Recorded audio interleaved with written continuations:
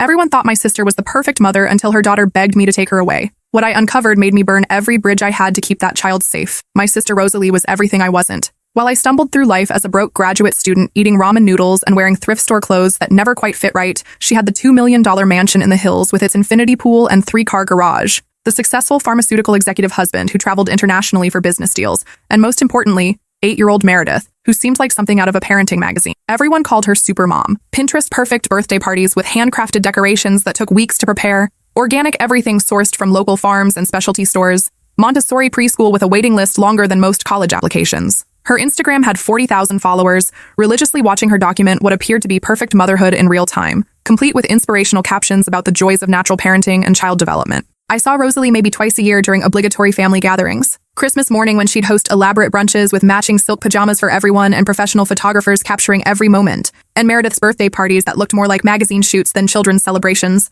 Each visit, I marveled at how impossibly put together everything appeared to be. The house was spotless, decorated like something from Architectural Digest. Meredith was always absolutely immaculate. Designer clothes that probably cost more than my monthly rent, intricate French braids that must have taken hours to perfect, speaking 3 languages fluently at age 8 while most kids her age were still struggling with basic arithmetic. But she never seemed to smile much, never ran around like other kids, never got dirty or loud or messy or demonstrated any of the chaotic energy that typically defines childhood. Shy kid, I figured. Some children are just naturally quiet and well-behaved. Some families just function differently than others. I always felt slightly inadequate around Rosalie's perfection, like I was the family disappointment who couldn't get her life together while my younger sister had somehow figured out the secret to having it all. The perfect marriage, the perfect child, the perfect home, the perfect life that everyone else could only dream about achieving. Then came the phone call that changed absolutely everything about what I thought I knew. The voice was small, scared, barely above a whisper that cut through the silence of my tiny apartment at 2 a.m. on a Tuesday in October. Meredith had somehow gotten my number from Rosalie's phone contacts and called me in a panic that I could hear in every syllable. She told me that mommy's sleeping medicine makes her forget things sometimes,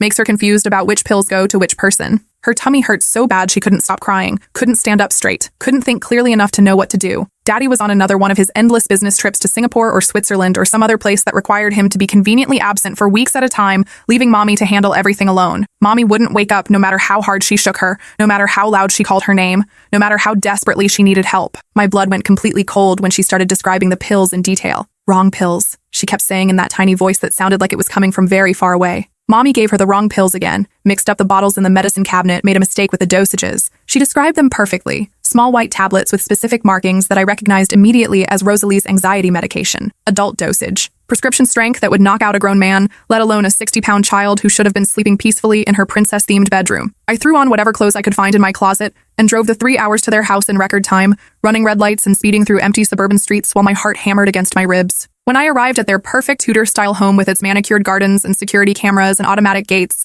I found Meredith curled up on the cold marble bathroom floor, violently sick and barely conscious, her skin pale and clammy to the touch. Rosalie was passed out in her master bedroom that looked like something from a luxury hotel, empty wine bottles scattered across the nightstand like fallen soldiers, prescription bottles open and spilled across Egyptian cotton sheets that probably cost more than most people make in a week. I scooped up Meredith and rushed her to the nearest emergency room where doctors in scrubs immediately pumped her stomach and ran extensive blood tests to determine exactly what kind of pharmaceutical cocktail was coursing through her tiny system. While we waited in sterile rooms under harsh fluorescent lights that made everything look stark and unforgiving, she whispered something that shattered my entire understanding of my family and everything I thought I knew about the people I'd grown up with. She told me that mommy says the medicine helps her be a better daughter, more compliant during the long photo shoots that seemed to happen several times a week, more photogenic when she needed to pose for the endless stream of content that fed Rosalie's social media empire, less trouble when important people came to visit the house for business meetings that children weren't supposed to understand. She explained that mommy had told her repeatedly that if she ever told anyone about the special vitamins and their effects, they would take her away to a scary place where bad children go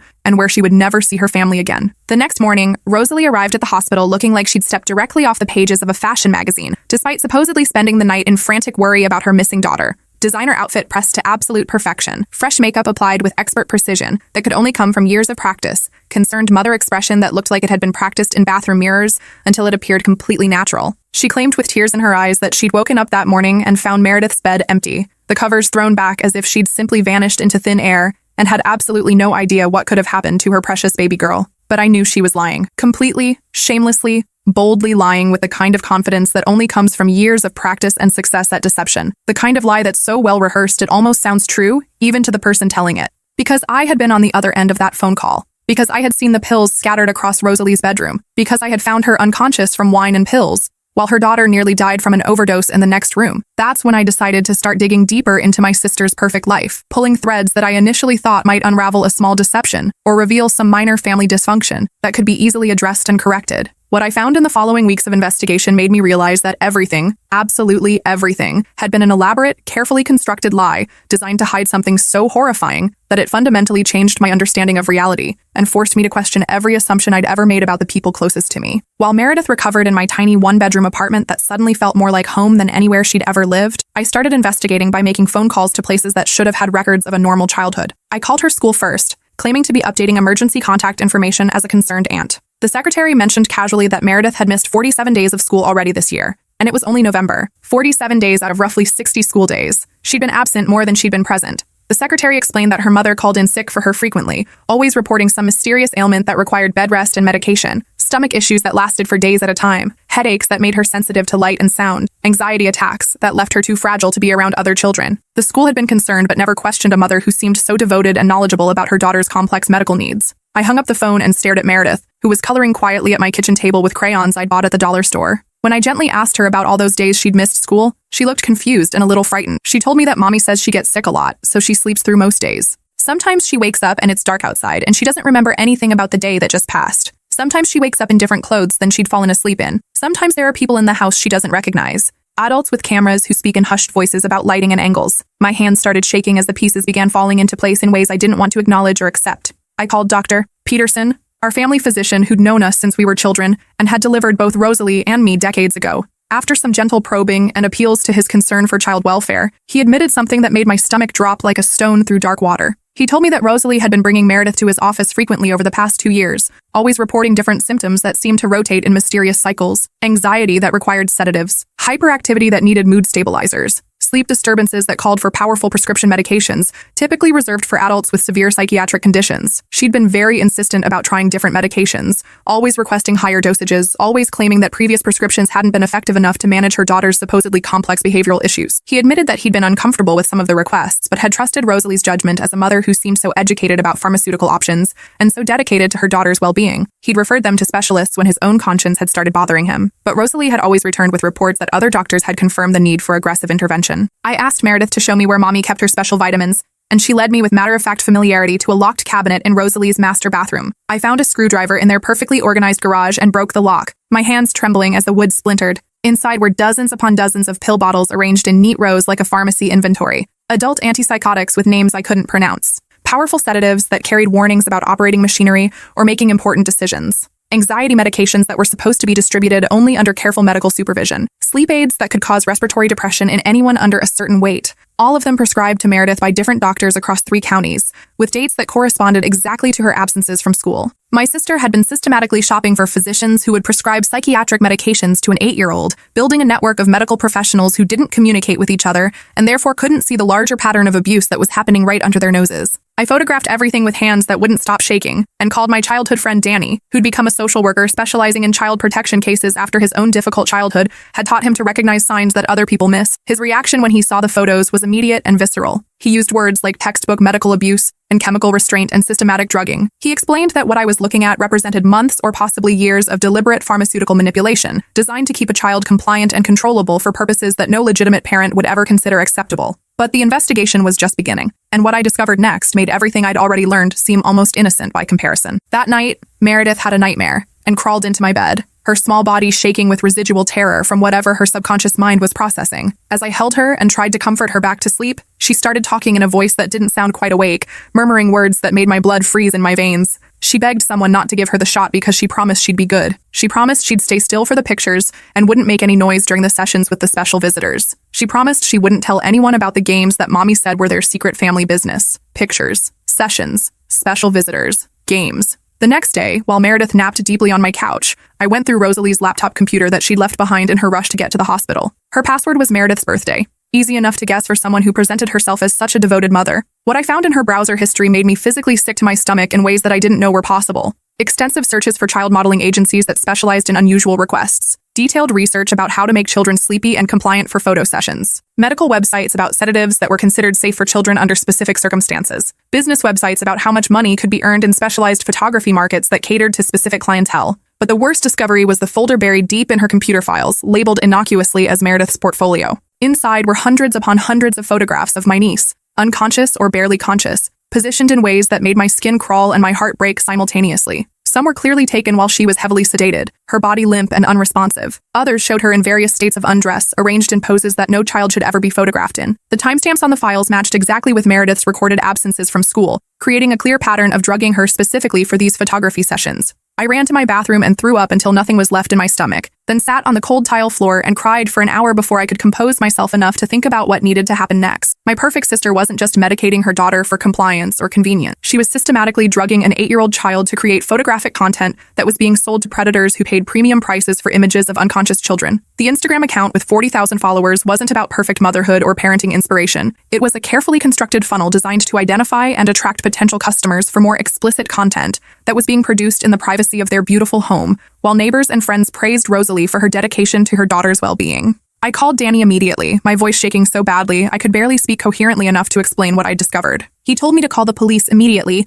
and to document everything I'd found before Rosalie realized I was investigating her operation. He explained that what I was describing constituted multiple felonies, including child endangerment, medical abuse, production of illegal imagery, and conspiracy to distribute materials that would destroy lives and families if they weren't stopped immediately. But Rosalie was already on her way to reclaim control of the situation, and she was no longer bothering to maintain the facade of perfect motherhood that had fooled everyone for years. She arrived at my apartment that evening looking like a completely different person from the composed woman who'd appeared at the hospital. Her hair was unwashed and disheveled, her makeup smeared and uneven, her clothes wrinkled as if she'd slept in them. When I opened the door, she pushed past me without any pretense of politeness or family affection. She demanded to know where her daughter was, using a voice that carried undertones of threat and desperation that I'd never heard from her before. She told me that I had no legal right to keep Meredith from her biological mother, regardless of whatever misunderstandings had occurred about medication dosages or medical care decisions. I told her quietly that I knew exactly what she'd been doing to Meredith, and that she would never have access to that child again as long as I was breathing. Her face went completely blank for several seconds, as if she was processing the implications of my statement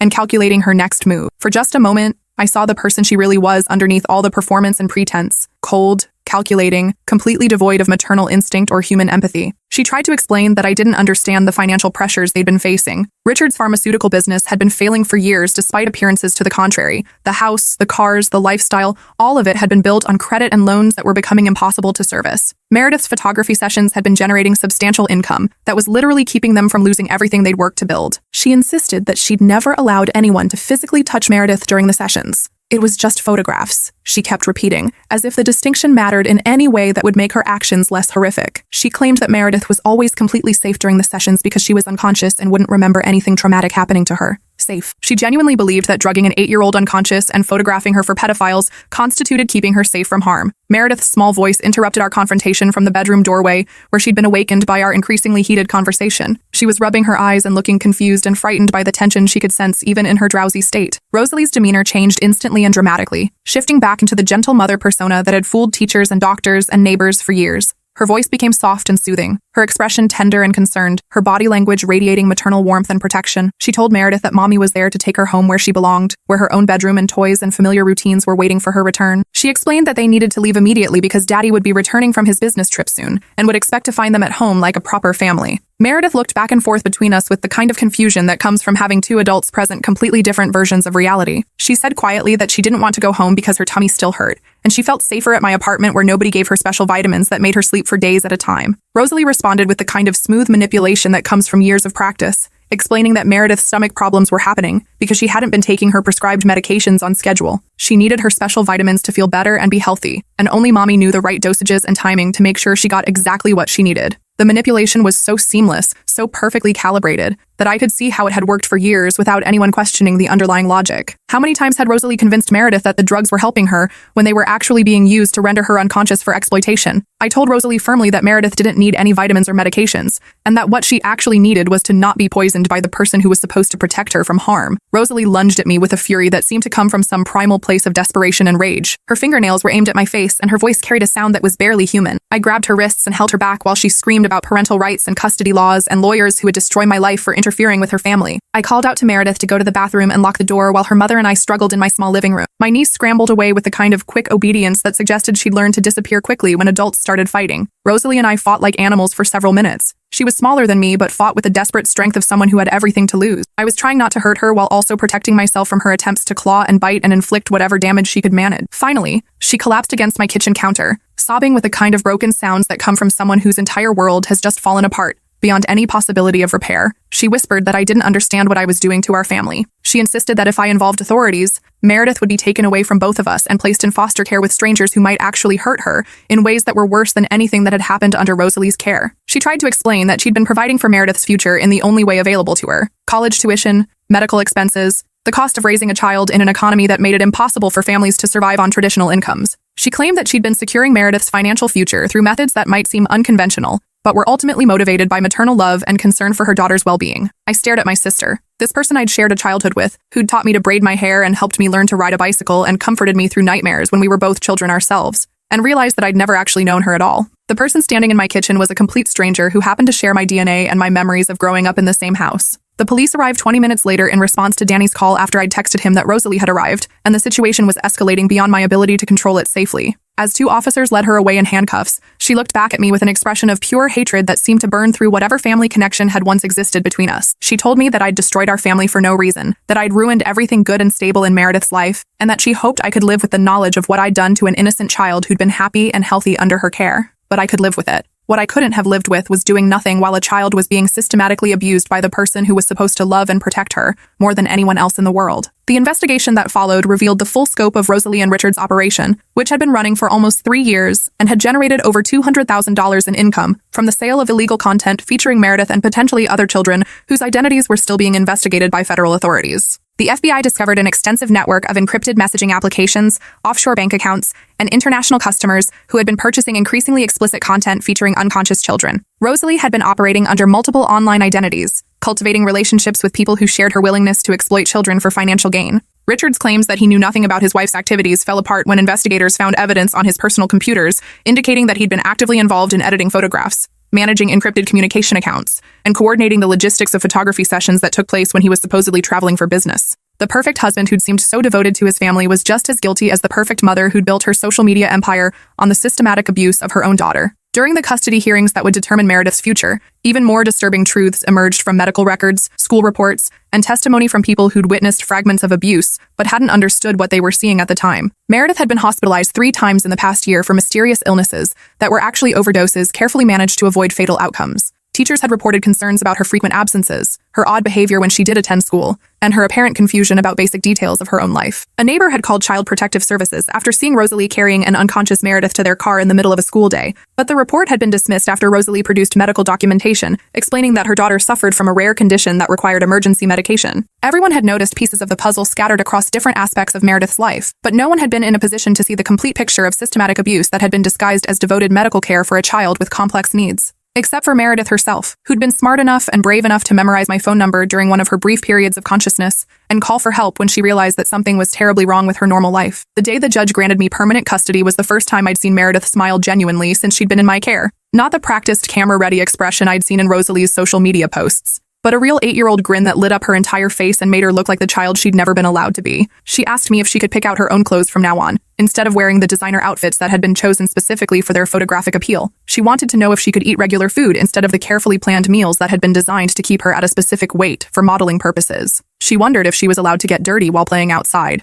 or if she would get in trouble for acting like other children her age. I promised her that she could make every single one of those decisions for herself from that moment forward. We moved across the country to a place where nobody knew our story or had any connection to the investigation that had destroyed the family we'd once thought we belonged to. I transferred schools and found a job that allowed me to work from home so I could be present during Meredith's adjustment to a normal childhood. She started therapy with a specialist who had extensive experience treating children who'd survived medical abuse and exploitation. Slowly, carefully, patiently, she began to heal from trauma that most adults couldn't survive with their sanity intact. It's been 3 years since that phone call changed both of our lives forever. Meredith is 11 now, plays soccer with enthusiasm that makes up for her lack of natural athletic ability, and has never once asked for vitamins or special medicine to help her sleep. She still has nightmares sometimes, but they're becoming less frequent and less intense as time creates distance between her current reality and the life she'd been forced to live before. She's learned to laugh at stupid jokes, to argue about bedtimes like a normal kid, to have opinions about music and movies and foods that don't depend on anyone else's approval. She's discovered that she loves art and science and animals, that she's naturally good at math but struggles with reading, that she prefers chocolate ice cream over vanilla and thinks Brussels sprouts are disgusting no matter how they're prepared. All the normal preferences and personality traits that had been suppressed under layers of pharmaceutical control and manipulation are emerging as she becomes the person she was always meant to be. Rosalie sends letters from federal prison occasionally, forwarded through lawyers who handle the legal requirements of maintaining some form of contact between a biological parent and her child. The letters are always variations on the same themes. Apologies mixed with justifications, pleas for forgiveness coupled with explanations about financial pressures and limited options. She still doesn't seem to understand that there's no acceptable reason for what she did. No amount of money that could justify systematically drugging and exploiting a child. No circumstance that would make her actions anything other than monstrous. Last month, Meredith asked if she wanted to write a letter back to her mother, and I told her that the decision was entirely hers to make when she felt ready to make it. She thought about it for several days before sitting down at our kitchen table with a piece of paper and a pencil. She wrote carefully and deliberately for about 20 minutes, then folded the letter and put it in an envelope that she addressed in her neat handwriting. She asked me to read it before we decided whether to send it, and I opened it with hands that were trembling slightly because I wasn't sure what kind of emotional processing she'd been doing in the privacy of her own thoughts. The letter was simple and direct,